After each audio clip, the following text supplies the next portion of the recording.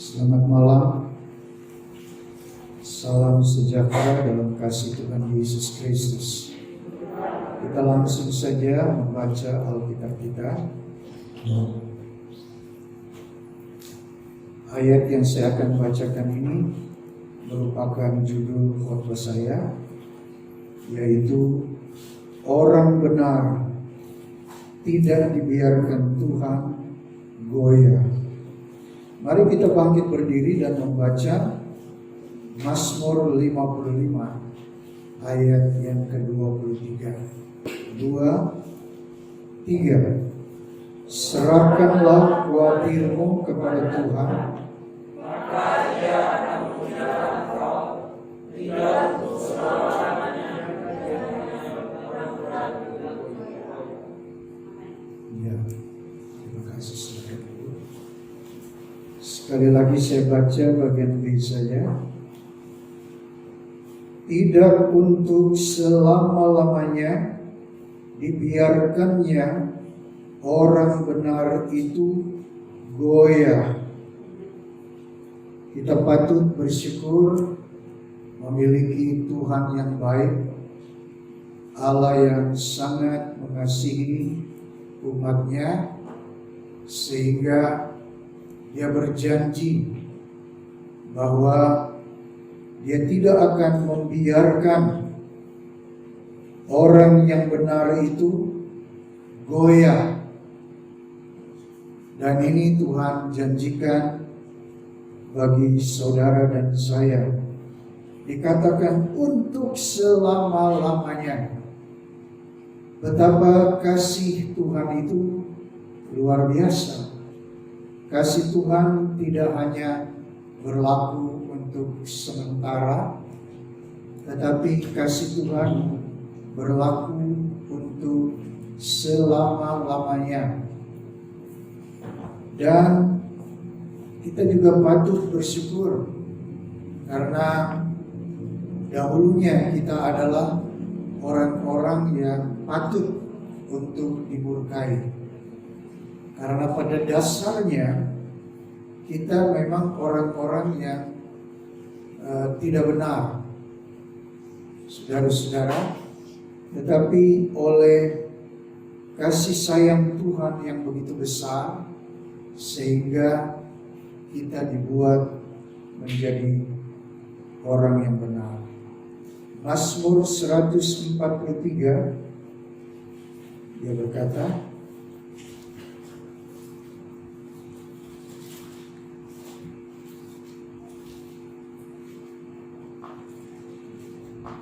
ayat yang kedua,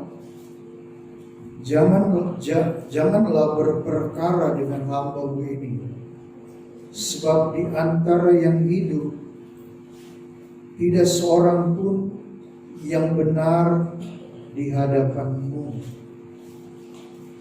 Jadi Alkitab sudah berkata bahwa di antara yang hidup tidak seorang pun yang benar di hadapan Tuhan. Ada banyak ayat-ayat yang berbicara tentang hal ini. Dalam 1 Raja-Raja 8 ayat 46, dalam Al-Khatib 7 atau Pengkhotbah 7 ayat 20 juga disebutkan itu. Saya tidak akan membaca satu persatu ayat-ayatnya karena kita dibatasi ibadah kita, ya. Tetapi saudara-saudara, Rasul Paulus dengan jelas dia berkata bahwa sekaliannya kita telah berbuat dosa dan hilang kemuliaan Allah. Kita tidak punya lagi kemuliaan daripada Allah. Sebelum Adam dan Hawa jatuh dalam dosa, mereka hidup penuh kemuliaan Allah. Mereka begitu bercahaya-cahaya.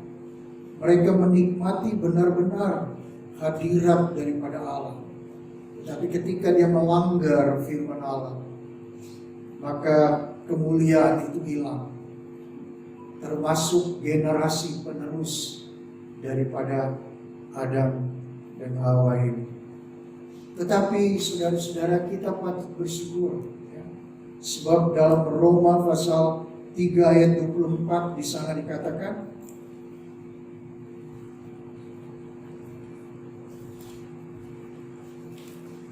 dan oleh kasih karunia telah dibenarkan dengan cuma-cuma karena penebusan dalam Kristus Yesus.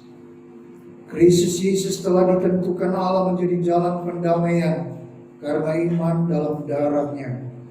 Hal itu dibuatnya untuk menunjukkan keadilannya karena ia telah membiarkan dosa-dosa yang telah terjadi dahulu pada masa kesabarannya. Maksudnya ialah untuk menunjukkan keadilannya pada masa ini, supaya nyata bahwa ia benar dan juga membenarkan orang yang percaya kepada Yesus. Jadi yang dimaksud dengan orang benar yang selalu dibela, dipelihara, dijaga, dilindungi oleh Tuhan adalah orang-orang yang dengan iman kepada Yesus Kristus, maka dia dibenarkan oleh Tuhan. Jadi saudara-saudara yang dikasihi oleh Tuhan, betapa peranan iman ini begitu besar, sehingga sebenarnya kita tidak layak. Sebenarnya kita tidak termasuk di dalam orang-orang yang benar di dalam Alkitab itu. Tapi karena iman saudara dan saya kepada Yesus, hanya berdasarkan iman saja, dan kita tidak perlu melakukan apa-apa, karena dengan perbuatan dan pekerjaan kita, usaha kita akan sia-sia. Itu hanya anugerah daripada Allah yang saudara terima berdasarkan saudara percaya saja. Saudara tidak usah berbuat apa-apa. Tetapi sesudah kita menjadi orang yang benar, maka Alkitab mengajarkan kita harus rajin berbuat baik. Jadi bukan karena kita berbuat baik lalu kita dibenarkan, tetapi sesudah jadi orang benar, maka kita rajin berbuat baik. Kita ikut memperhatikan orang lain yang susah. Kita ikut saudara-saudara terbeban dengan mereka. Kita ikut merasakan apa yang mereka rasakan. Dan kita ambil bagian. Ada orang yang saya baca, dia mengkritik, ya, banyak pendeta-pendeta berkhotbah katanya, hanya menceritakan tentang Allah yang besar, Allah yang hebat, Allah yang dahsyat, tapi cuma khotbah di mimbar saja katanya. Tetapi yang paling penting adalah memperhatikan itu loh, orang-orang yang susah. Saya pikir ada benarnya ini, tetapi ada tidak benarnya juga. Karena mereka tidak tahu, banyak pendeta-pendeta, banyak pengkhotbah-pengkhotbah yang mereka berbuat kebaikan, memperhatikan orang-orang susah, orang miskin, tanpa menggembar-gemborkan. Ya saudara-saudara, mereka sudah lakukan itu secara diam-diam, sehingga kelihatannya mereka cuma berkhotbah saja, tetapi sebenarnya tidak, ya. Dan Alkitab katakan, kalau kita sudah jadi orang yang benar, bukan berarti saudara tidak lagi mengalami apa yang namanya kesusahan. Dalam Mazmur 55 ayat 23 itu dikatakan, serahkanlah khawatirmu kepada Tuhan, maka ia akan memelihara engkau. Banyak terjemahan lain yang saya kutip, ya, dari Alkitab beberapa terjemahan. Kalau dalam bahasa Indonesia masa kini, bagian B itu dikatakan, sebab orang jujur tidak dibiarkannya dikalahkan. Firman Allah yang hidup, Alkitab firman Allah yang hidup katakan, orang yang benar tidak akan dibiarkannya tergelincir atau jatuh. Terjemahan yang lama katakan, pada selama-lamanya tiada ia memberi orang yang benar itu tergelincir. Kenapa Tuhan tidak izinkan?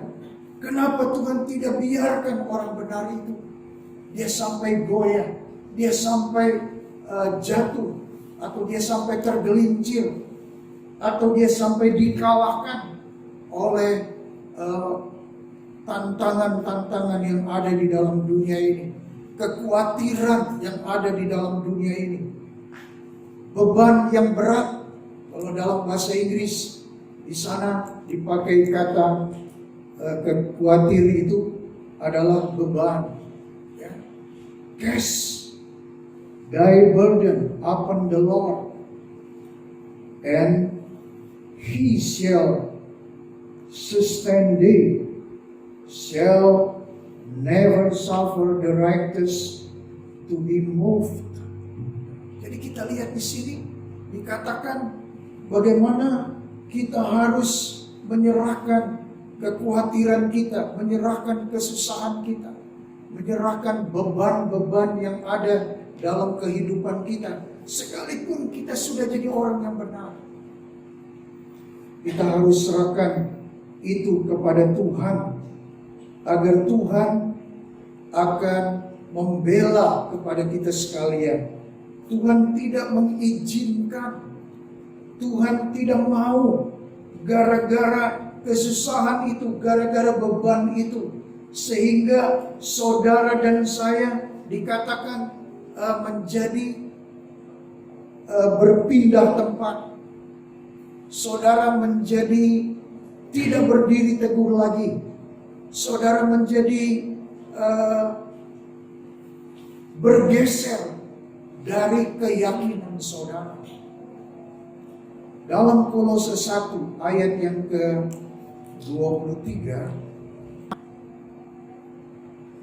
sebab itu kamu harus bertekun dalam iman, tetap teguh dan tidak bergoncang, dan jangan mau digeser dari pengharapan Injil yang telah kamu dengar dan yang telah dikabarkan di seluruh alam di bawah langit, yang aku ini Paulus telah menjadi pelayannya. Jadi saudara-saudara yang dikasihi oleh Tuhan, di tengah-tengah dunia ini kita bisa digoncangkan oleh apa yang terjadi.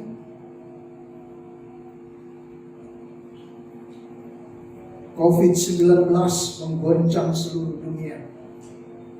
Yang menyedihkan, menggoncang juga perekonomian, menggoncang juga rumah-rumah tangga. Saudara-saudara, banyak yang tergoncangkan oleh apa yang sudah terjadi ini. Dan ini bisa mempengaruhi juga keadaan gereja Tuhan, sehingga gereja Tuhan bergeser dari pengharapan Injil. Kalau dulu mungkin kita begitu yakin ada pengharapan di dalam Injil, tetapi karena situasi yang membuat kita bergoyah, menjadi goyah, bergeser tempat, saudara-saudara. Tetapi Tuhan tidak mau hal itu terjadi. Itulah sebabnya Dia berjanji bahwa Dia tidak akan membiarkan kita, tetapi Dia akan pelihara saudara dan saya. Banyak hal yang bisa menjadi beban dalam kehidupan saudara dan saya. Ya. Kalau orang sakit, apalagi sakitnya gak sembuh-sembuh, Jadi gara-gara penyakit ini menjadi satu beban yang berat buat dia. Kenapa kok aku sakit gak sembuh-sembuh? Dia kepikiran dan itu membebankan pikirannya, menyebabkan dia menjadi sedih, menyebabkan dia menjadi susah, tidak ada lagi kegembiraan. Saudara-saudara, seorang wanita yang diceritakan dalam Alkitab, dia sakit cukup lama, 12 tahun, kena pendarahan. Dia sudah berobat ke berbagai tempat. Segala macam yang dia dengar kabar bisa menolong dia, bisa menyembuhkan dia. Dia berusaha datang. Dia rela mengeluarkan uang yang banyak supaya dia mengalami kesembuhan. Tetapi apa yang terjadi? Tidak ada kesembuhan. Uangnya sudah habis. Bahkan yang menyedihkan, dia mulai menjual barangnya. Satu persatu barangnya dia mulai jual. Sehingga Alkitab katakan dia sudah tidak punya apa-apa lagi. Tetapi tetap tidak ada perubahan dalam hidupnya. Bukankah ini satu beban yang berat dalam kehidupannya? Saudara-saudara, jadi kita perhatikan di sini bahwa Tuhan ingin jangan sampai gara-gara penyakit lalu saudara menjadi goyah iman saudara. Saudara menjadi bergeser. Dalam bahasa Inggris dikatakan to be moved, menjadi berpindah tempat. Tadinya saudara begitu yakin dengan Injil Tuhan. Tadinya saudara penuh pengharapan. Tapi sekarang saudara mulai bergeser. Saudara, dan Tuhan tidak mau hal itu. Bukan cuma penyakit saja, tetapi dikatakan oleh firman Allah bagaimana peraturan-peraturan agama itu bisa juga menjadi satu beban. Orang-orang Farisi membuat peraturan-peraturan agama, peraturan-peraturan tata cara ibadah. Dan dikatakan di dalam Alkitab, ya, dalam Matius pasal yang ke-23, orang-orang Farisi, mereka mau membuat peraturan ini, membuat peraturan itu. Dia seperti suruh orang, pikul ini loh beban yang harus kamu lakukan. Tapi mereka sendiri tidak melakukan. Dan ini justru memberatkan kepada umat Tuhan. Dalam firman Allah di zaman Perjanjian Lama, maka musuh-musuh daripada umat Tuhan itu juga sering kali memberikan beban yang berat. Mereka memberikan tanggungan-tanggungan kepada mereka yang sudah dikalahkan, mereka yang sudah ditekan, supaya memberikan penghasilan mereka. Panen mereka dirampas, mereka juga bahkan dipaksa suruh kerja. Dan ini memberatkan saudara-saudara. Dan kalau dibiarkan, maka lama-lama mereka menjadi sedih, ya, menjadi susah, dan akhirnya tinggalkan Tuhan. Saudara-saudara, jangankan ada musuh, tidak ada musuh pun. Umat daripada Tuhan melalui pelanggaran-pelanggaran mereka, melalui dosa-dosa yang mereka perbuat, sudah diingatkan oleh Tuhan. Jangan lakukan itu. Jangan menyakiti hatiku. Tetapi mereka mengeraskan kepala. Mereka tetap melakukan hal itu. Dan akhirnya Tuhan izinkan sesuatu terjadi dalam kehidupan daripada umatnya. Saudara-saudara, sudah diberikan peringatan oleh Tuhan. Dengan harapan, oh mereka akan sadar, mereka akan bertobat, dan mereka kembali kepada Tuhan. Tapi Tuhan lihat kok tidak ada perubahan. Apakah Tuhan langsung membenci umatnya? Apakah Tuhan dia langsung membiarkan umatnya demikian?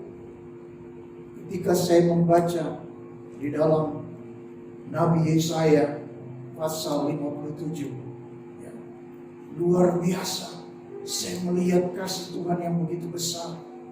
Dia berkata, sekalipun aku berdiam di tempat yang tinggi dan mulia, tempat yang kudus,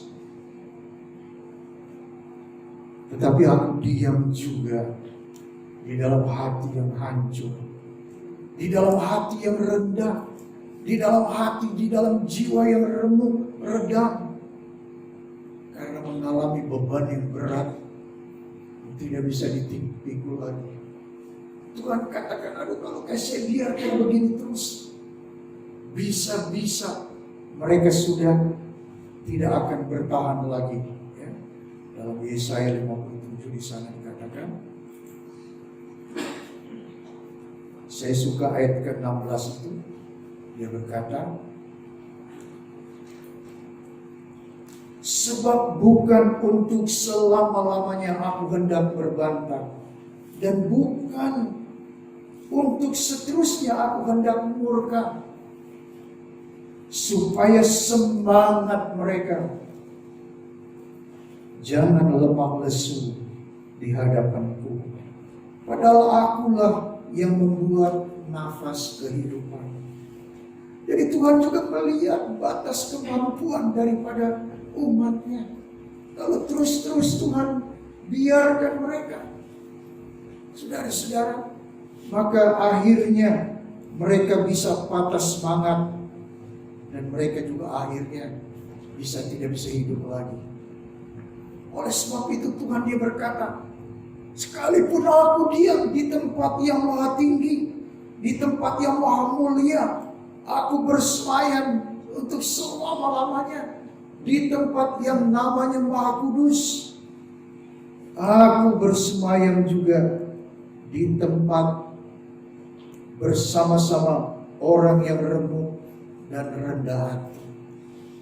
Oh saudara-saudara, ini luar biasa ini.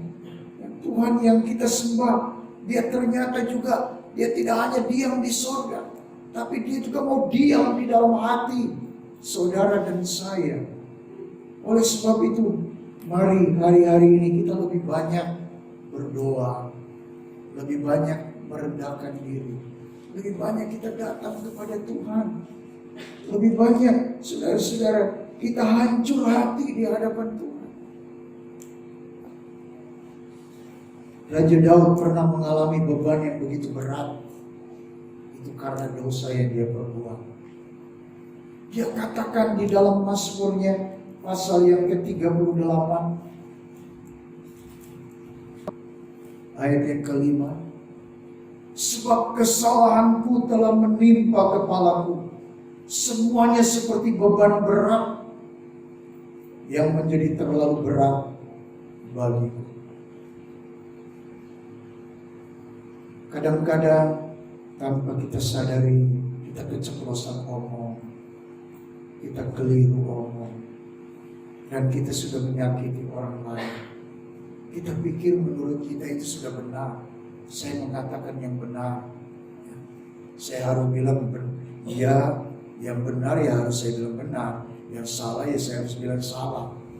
Itu menurut pendapat kita. Memang kita nggak boleh yang salah kita bilang betul, yang betul kita bilang salah. Kita harus berbicara apa adanya. Tetapi saudara-saudara, seringkali orang tidak bisa menerima itu. Apalagi kalau dia sedang mengalami masalah dalam rumah tangganya. Istrinya sakit, anaknya sakit. Dia mengalami juga kesulitan di bidang uang. Seperti sekarang ini, banyak orang yang mudah tersinggung, saudara-saudara. Jadi kita harus berhati-hati, bersikap kita sudah hati-hati. Kadang ada sajalah salah menerima daripada seseorang, ya. Tanpa kita sadari mungkin kita sudah menyakiti orang lain. Kita pikir kita benar, tapi sebenarnya itu sudah dosa. Ya. Dan ketika kita ingat-ingat itu, ada orang yang tersinggung, ada orang yang sakit hati. Dan itu menjadi satu beban di dalam hati kita. Oh Tuhan, tolonglah, tujuan saya baik Tuhan. Tapi mungkin karena situasi yang sedang terjadi, dalam keluarganya, dalam pribadinya, sehingga dia mudah menjadi peka sekali ya, menjadi sensitif. Ya Tuhan, tolong ampuni saya tidak ada niat untuk ini. Tapi itu menjadi satu beban, ya, menjadi satu kepikiran saudara-saudara. Ketika kita berdoa, maka kita datang kepada Tuhan. Kita hancur hati di bawah kaki Tuhan. Kita rendahkan diri, Tuhan ampuni saya. Tuhan, hatiku tidak tahan lagi di beban yang berat. Dan Tuhan dia yang dari dalam tempat maha tinggi, dia akan turun. Dan dia akan datang dalam hidup saudara dan saya. Lewat apa saudara-saudara? Lewat rohnya. Rohnya itu, dia akan masuk ke dalam hati kita. Dalam Yesaya 57 itu, ayat 17. Oleh murka karena kesalahan kelobaannya, aku menghajar dia, menyembunyikan wajahku dan murka. Tetapi dengan murtad ia menempuh jalan yang dipilih hatinya. Bukannya bertobat, dia malah tetap memilih jalannya. Ayat 18. Aku telah melihat segala jalannya itu, tetapi aku akan menyembuhkan dan akan menuntun dia, dan akan memulihkan dia dengan penghiburan juga pada bibir orang-orangnya yang berkabung. Aku akan menciptakan puji-pujian, damai sejahtera bagi mereka yang jauh dan bagi mereka yang dekat. Firman Tuhan, aku akan menyembuhkan dia. Oh saudara-saudara, Tuhan kita itu luar biasa. Tuhan itu begitu baik ya. Dia sangat mengasihi kita. Ketika perempuan yang sakit 12 tahun menjadi satu beban dalam kehidupannya, tapi dia dengar kabar tentang Yesus. Dia mencari Yesus.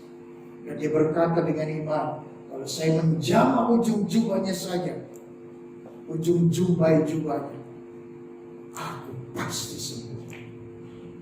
Saudara-saudara, di tengah-tengah keputusasaan, di tengah-tengah tidak ada harapan lagi, harapan satu-satunya adalah Yesus Kristus. Dan Yesus menyembuhkan dia. Saya percaya gereja Tuhan, kita bisa juga mengalami sakit. Tapi ketika saudara sakit, percayalah Tuhan tidak membiarkan saudara dan saya. Apalagi gara-gara sakit, saudara menjadi bimbang akan Tuhan. Saudara mulai menjadi bergeser daripada iman. Tuhan gak mau itu. Dia katakan, aku tidak akan biarkan orang yang benar untuk selama-lamanya menjadi goyah. Aku tidak akan biarkan. Saudara-saudara yang dikasihi oleh Tuhan, dalam Lukas pasal 7 ada seorang ibu yang menangis dan menangis. Kenapa dia menangis? Sedih luar biasa. Karena anak laki-laki satu-satunya sudah meninggal dunia. Rumah tangganya tadinya bertiga dengan suaminya meninggal. Lalu sekarang anaknya laki-laki meninggal lagi. Tinggal sendirian. Dan dia menjadi sedih. Kesedihannya begitu berat. Dia tidak mampu menahan lagi. Dan begitu banyak orang yang kesian dengan dia. Tetangga-tetangga juga kesian dengan dia. Sehingga ketika dia membawa anaknya ke kubur, orang banyak mengikuti, mengantar. Saudara-saudara, dan Yesus juga berjumpa dengan rombongan ini. Yesus menyetop keranda itu. Dan dia melihat kepada ibu itu. Dan Yesus katakan, jangan menangis. Saudara-saudara, saya percaya ketika saudara sedang sedih, ketika saudara sedang menangis, ketika saudara sedang susah karena apapun yang terjadi dalam hidup kita, mungkin saudara sudah tidak ada harapan lagi. Yesus akan datang dan dia akan berkata kepada saudara, ojo susah. Jangan menangis. Malam ini juga Tuhan datang kepada saudara dan saya. Ada pesan daripada Tuhan. Jangan terus dalam keadaan kita. Tuhan mau mengerjakan sesuatu yang menghibur kita. Dan dia berkata kepada jenazah itu, "Hei anak muda, aku berkata kepadamu, bangunlah." Dan anak ini mulai bangkit. Dan dia mulai berkata-kata. Saudara lihat apa yang terjadi. Tadinya dia menangis penuh air mata. Sekarang dia melompat-lompat. Dia masih menangis juga. Tetapi sekarang air mata yang keluar bukan air mata duka cita, tetapi air mata sukacita. Tuhan bisa merubah air mata duka cita menjadi air mata sukacita. Ada satu nyanyian dari almarhum Pendeta Yeri Augado. Dia berkata, air mata dirubah menjadi permata. Saudara-saudara yang dikasih oleh Tuhan, Tuhan tidak biarkan saudara dan saya menjadi goyah. Tuhan tidak mau saudara menjadi bergeser. Saudara, Tuhan tidak mau saudara menjadi berpindah tempat. Saudara, Tuhan mau saudara tetap berdiri di tempat saudara. Kita harus terima janji Tuhan itu hanya berdasarkan iman. Bagi Tuhan terlalu mudah untuk menolong kita. Dia nggak perlu bantuan saudara untuk melepaskan beban saudara, nggak perlu. Dia bisa lakukan itu sendiri. Ketika dia menciptakan langit dan bumi, dia sendirian yang bekerja. Hendaklah ada terang, hendaklah jadi daratan dengan lautan terpisah, hendaklah ada tumbuh-tumbuhan, hendaklah ada binatang di udara. Dia kerja sendiri, tidak pakai bantuan manusia. Begitu juga ketika saudara dan saya jatuh di dalam dosa dan Yesus ingin menebus kita. Siapa yang membantu Yesus? Tidak ada. Dia sendirian. Murid-murid melarikan diri, meninggalkan dia. Jadi Yesus sendiri berjuang untuk menyelamatkan saudara dan saya. Dan kita bisa menerima keselamatan. Apakah karena saudara sudah ikut berjuang disalib bersama Yesus? Tidak. Saudara terima pengampunan, saudara terima pertolongan, saudara terima mujizat daripada Tuhan, saudara terima sukacita daripada Tuhan. Itu karena saudara terima itu hanya berdasarkan anugerah Tuhan, hanya dengan iman saja. Kita percaya bahwa Tuhan bisa melakukan akan hal itu. Saudara-saudara yang dikasih oleh Tuhan. Dan yang kedua tadi, saudara dengar dengan jalan merendahkan diri, hancur hati di hadapan Tuhan. Tidak ada tempat lain, hanya di bawah kaki Yesus. Itulah sebabnya Yesus selalu mengundang kita. Apa yang saudara sedang sedihkan hari-hari ini? Apakah karena corona? Apakah yang saudara sedang takuti hari-hari ini? Banyak orang yang takut. Aduh, kalau aku ketemu nanti, ya, wah nanti aku bisa ketularan. Wah nanti aku bisa ini. Saudara tidak bisa menghindar, sekali lagi saya katakan, daripada virus ini. Ya. Apa saja bisa menyebabkan kita tertular, dari barang yang kita beli, dari uang yang kita belanja, itu bisa menjadi penyebab. Ya. Waduh, kalau aku ke gereja, aku ketemu saudara-saudara seiman, nanti aku ketularan. Ya, lebih baik aku di rumah saja. Dan saudara-saudara, itu kekhawatiran menjadi satu beban. Tetapi datang kepada Yesus Kristus. Dia berkata, aku akan memberikan kelegaan. Beban itu kita harus lemparkan di bawah kaki Tuhan. Tuhan, ini bebanku. Aku sudah tidak kuat lagi. Kekhawatiran saudara, ketakutan saudara, udah serahkan di bawah kaki Tuhan. Opo jarini Tuhan. Saudara-saudara yang dikasih oleh Tuhan, dalam Yesaya 10 ayat 27, Pada waktu itu beban yang ditimpakan mereka atas bahumu akan terbuang, dan kuk yang diletakkan mereka atas tengkukmu akan lenyap. Itu beban yang diberikan oleh musuh-musuh kalau kita baca ayat-ayat sebelumnya, ya. Itu akan terbuang. Dalam terjemahan yang lain, terjemahan lama dikatakan kuk itu akan rusak oleh minyak. Minyak ini berbicara tentang minyak urapan Roh Kudus. Roh Kudus dia memenuhi hati saudara. Maka Roh Kudus urapan minyaknya itu akan menghancurkan beban-beban itu. Itulah sebabnya saudara harus selalu berdoa. Minta urapan itu, jangan meninggalkan kita. Kita harus selalu bijak, selalu berdoa minta urapan Roh Kudus. Ketika 5 anak darah yang bodoh, mereka menangis, mereka mengetuk-ngetuk, mereka ingin ikut dengan mempelai, tapi mereka ditolak, pintu sudah tertutup. Apa yang menjadi penyebab? Mereka meremehkan persediaan minyak. Kalau yang bijak itu dikatakan oleh Alkitab, mereka itu membawa pelita dan juga membawa buli-buli berisi minyak. Ini berbicara tentang orang-orang yang bijak itu adalah orang-orang yang cerdas, orang-orang yang teliti, orang-orang yang tidak sembrono, orang-orang yang tidak menganggap enteng. Oh gampang wes, gampang. Ya. Tapi dia teliti. Saudara-saudara, hari-hari seperti ini sekarang ini, kita perlu menjadi orang-orang yang tidak sembrono, mengatur ekonomi keluarga. Kalau mungkin biasanya kita sembarangan, pengeluaran terus. Sekarang ini kita mulai toto, ya. Pinter-pinter ngatur keuangan saudara, pinter-pinter noto ekonomi saudara, pinter-pinter mengatur keluarga saudara, berhemat.